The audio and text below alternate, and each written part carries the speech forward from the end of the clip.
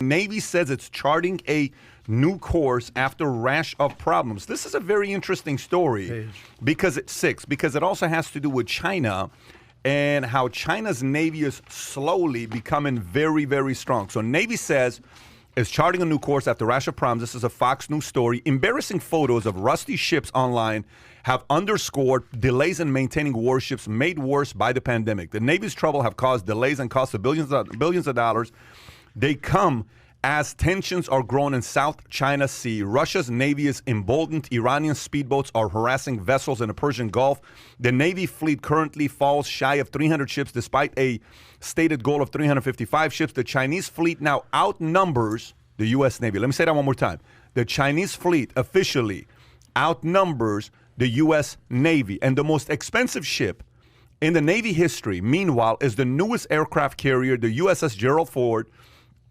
It has had problems with the system that launches jets and the elevators that moves weapons, amongst other things. It was supposed to cost $10.5 billion, but the price tag has risen to $13.3 billion, and 4 weapon elevators are still not finished, and the reliability of key systems is low, says Republican Senator Jim, chairman and ranking member of the Armed Service Committee. What do you think about this with China and Navy? I'll say on the surface, this is very embarrassing. Yeah. This isn't like a headline where you're like, yeah, this is great. Congratulations. Yep. This is actually embarrassing. Yep. But this will go back to your initial point of maybe it's time to update the type of warfare that we're investing in, right? You talked about that we have 800 military bases around the world. China has one in my favorite city in the world, Djibouti, my bad. Yeah.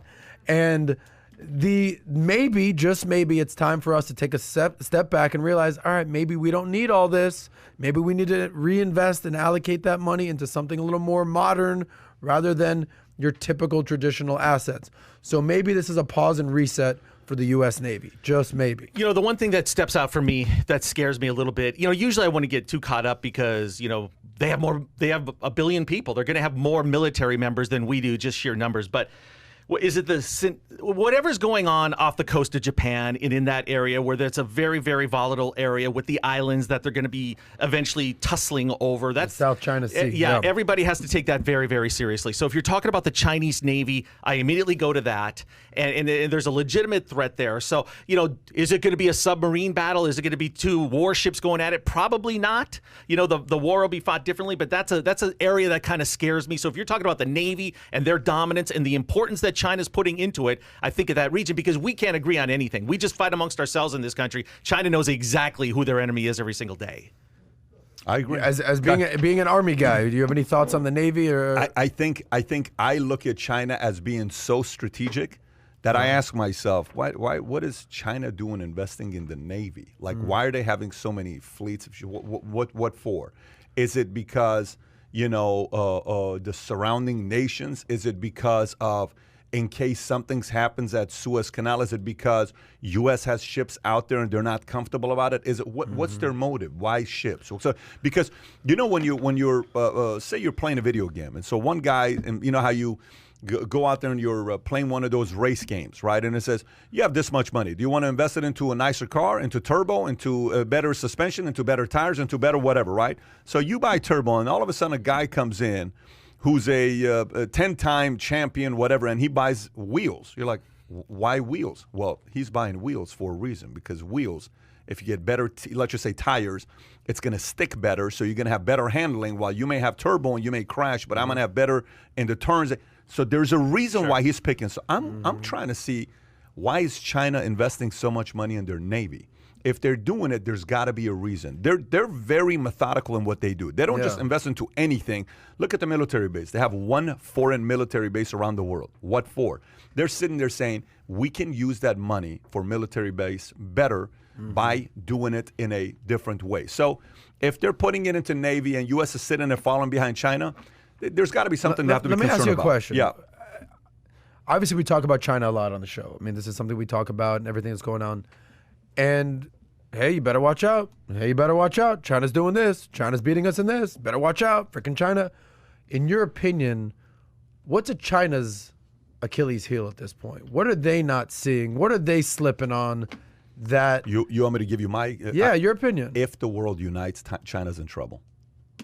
I think that's their Achilles heel. If the world unites, China's in trouble. If the world realizes if the world finds a different place to produce chips, if the world finds a different place to produce the 80% of pharmaceutical, if the world finds a different place to produce the AC, everything that they produce over there, if the world realizes they don't need China and that shifts from China to India, China's screwed. Yeah. By the way, India has more resources, more natural resources. India has the same amount of people, give or take 100 million less. India is the education is getting better with the engineers that produce them, with the tech, with the direction they're going into. India's got a lot of stuff. Now, obviously, they're a decade behind China, maybe even 2 decades behind China, and they don't have the same infrastructure as China. Maybe not 2 decades, but they don't have the infrastructure that China has.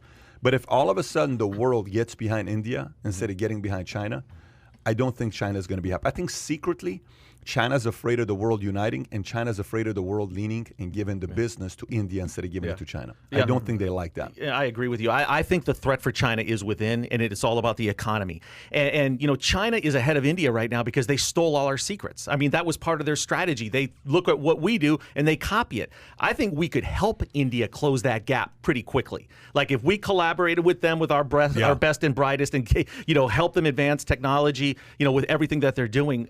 Look, and they have a much more progressive leader in that country that's an ally of ours. So And Modi, you're saying? Yeah. But listen, that's what I would say. I think if they think that for a second the world is looking at India and doing deals with India, they're not happy about it. So if you enjoyed this little short segment from the podcast that we did, here's another short segment to watch. Or if you want to see the entire podcast, click over here. Take care, everybody. Bye-bye.